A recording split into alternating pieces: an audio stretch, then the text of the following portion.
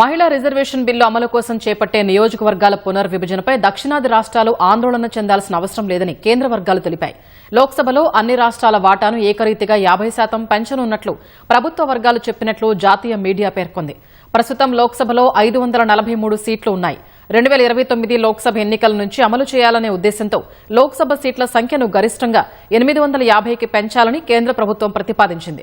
ఇందులో 815 సీట్లు రాష్ట్రాలకు, మిగిలిన 35 సీట్లు కేంద్రపాలిత ప్రాంతాలకు కేటాయించనున్నట్లు సమాచారం.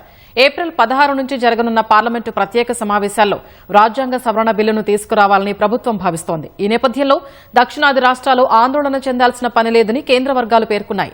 2011 జనాభా లెక్కలు ఇక్కడ నిర్ణయాత్మక అంశం కావని తెలిపాయి.